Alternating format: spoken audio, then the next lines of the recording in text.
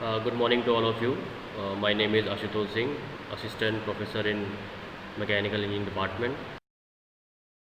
This is the lecture number second. In this lecture, we will discuss about some simple stress and strain. The first important thing is what is shear stress. So, shear stress. The shear stress induced in a body when subjected to two equal and opposite forces which are acting tangentially across the resisting section as shown in the figure 1.3, as a result of which the body tends to shear off across the section. This is known as shear stress. The corresponding strain is also known as shear strain. The shear stress is the stress which acts tangentially to the area, and it is represented by tau, symbol tau. So, generally, shear stress is acting along the longitudinal axis. So, this is a diagram of shear stress. In this diagram, two plates are connected with the joints and two equal and opposite forces which are acting parallel to the plane. That's why in the cross section of the that is bolt or rivets, a shear stress is developed. So the shear stress is always act tangentially, but in the case of tensile stress and compressive stress, it is acting perpendicular to the cross section of the plane. Consider a rectangular body of block height h and length l and width of unity. Let the bottom face AB of the block be fixed to the surface as shown in the figure 1.4a. Let a force P be applied tangentially along the top surfaces, that is CD of the block. Such a force acting tangentially along a surface is known as a shear stress. For the equilibrium of the block, the surface AB will offer a tangential reaction P equal and opposite to the applied tangential force P. So in the figure 1.4a, a force P is acting along the plane, but the upper surface is movable, but the ground surface, that is AB is fixed.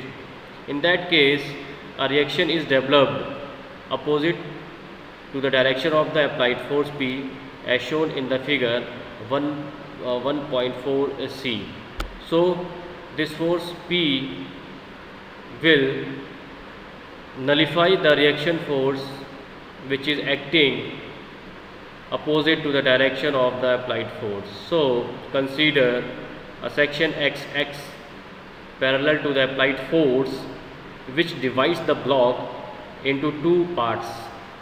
The upper parts will be equilibrium if P, that is resistance R. This is shown in the figure 1.4b. Similarly, the lower part will be in equilibrium if P is equal to resisting as shown in the figure 1.4c.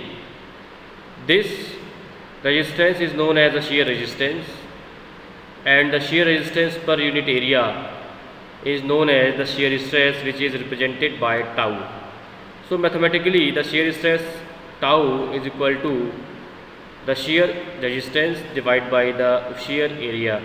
In that case, the shear resistance is denoted by capital R, and the shear area, that is represented by capital A. So, but mathematically or equilibrium condition, the resisting force R is equal to the applied force P. So R is replaced by P, that is P divided by area, but area is equal to length multiplied by the width. But in that case, we assume the width of the block is unity. That's why the area is equal to L multiplied by 1. So note that the shear stress is tangentially to the area over which it acts. So consider a figure 1.4d in which the top surface, that is CD, is displaced by a small distance delta, which is denoted by a small angle phi. So phi is known as shear angle. So as the bottom face of the block is fixed, the face ABCD will be distorted to ABC1D1 through an angle of phi as a result of force P as shown in the figure 1.4d. Therefore, the shear strain phi is given by phi is equal to transversal displacement divided by the distance AD.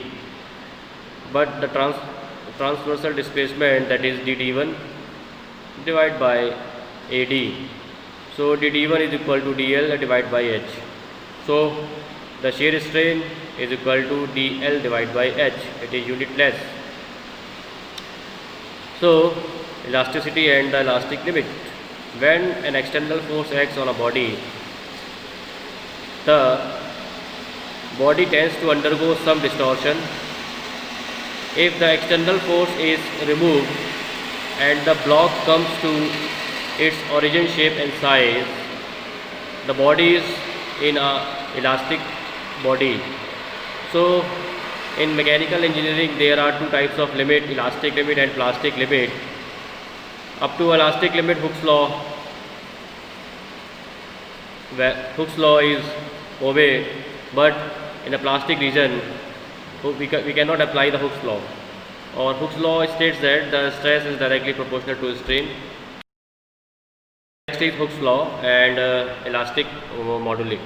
Hooke's law states that when a material is located within an elastic limit, the stress is directly proportional to the strain produced by the stress. This means the ratio of the stress to the corresponding strain is a constant within the elastic limit.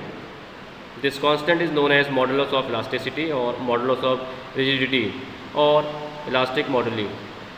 So what is modulus of elasticity? Young modulus, the ratio of tensile stress or compressive stress to the corresponding strain is a constant.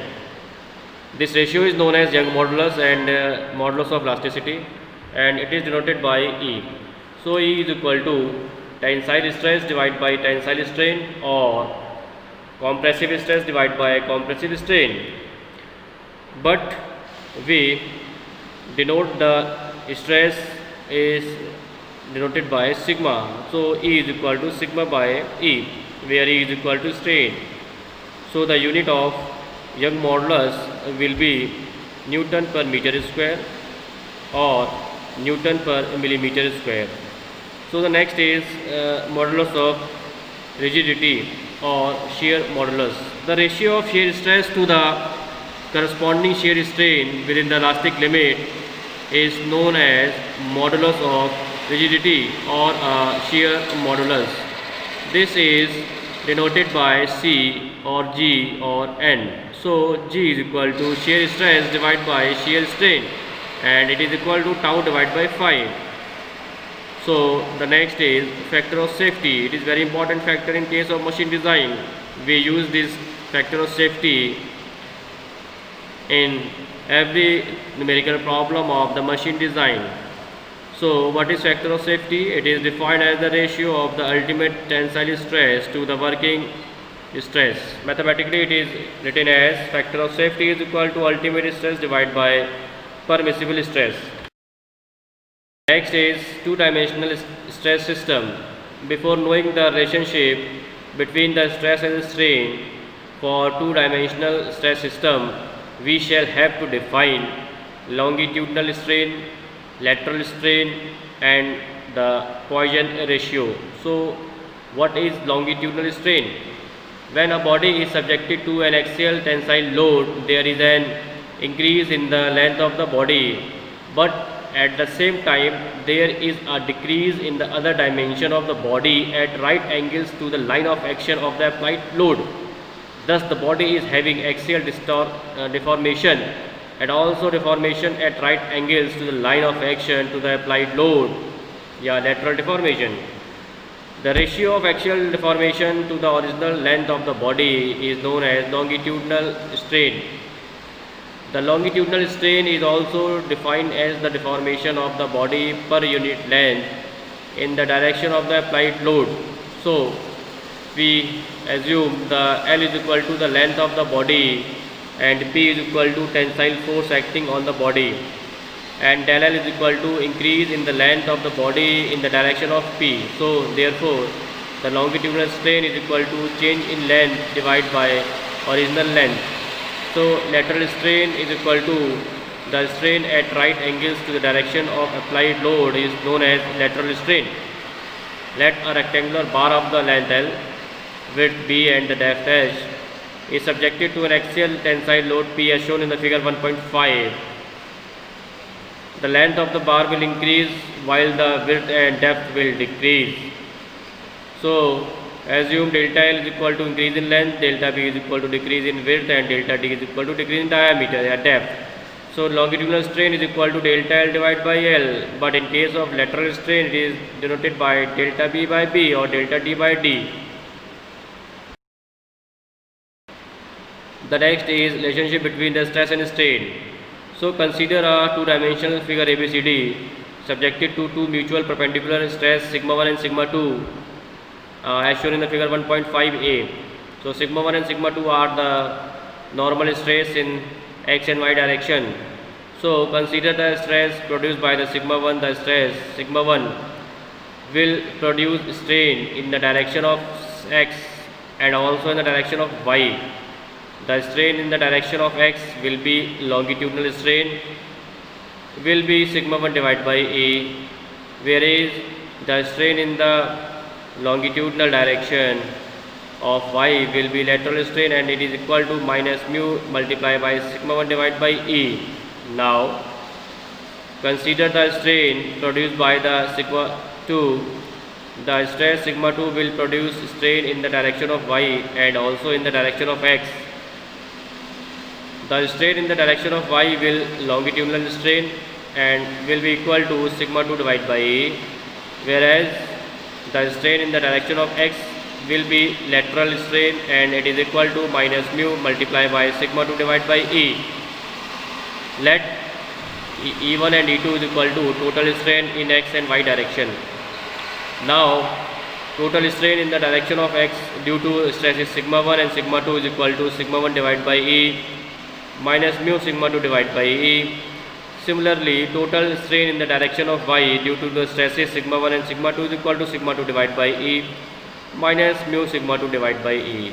So, mathematically sigma E1 is equal to the total strain in the x direction, that is sigma 1 divided by e minus mu sigma 2 divided by e, and the total strain in the y direction, that is E2 is equal to sigma 2 divided by e minus mu sigma 1 divided by e, where E and mu are the Young modulus and the Poisson ratio. Next is two-dimensional stress system. In previous case, we have covered the two-dimensional stress system. Now, we will discuss the three-dimensional stress system. In that case, we are applying three perpendicular normal stress sigma 1, sigma 2, sigma 3 in the direction of x, y and z. Therefore, the total strain in the direction of x denoted by E1, total strain in the direction of y is denoted by E2, and the total strain in the direction of z is denoted by E3. So, E1, E2, E3 are the total strain in the direction of x, y and z. So, mathematically the total strain in the E1 is equal to sigma 1 divided by e minus mu sigma 2 divided by e minus mu sigma 3 divided by e. As similarly, the total strain, that is E2 is equal to sigma 2 divided by e minus mu sigma 3 divided by e minus mu sigma 1 divided by e. And the last one, the total strain in the direction of z is, that is E3 is equal to sigma 3 divided by e minus mu sigma 1 divided by e minus mu sigma 2 divided by e. These are the mathematical relationship for which we can calculate the total strain in three-dimensional stress system x, y and z direction. So these are very important relationship in case of three-dimensional stress system.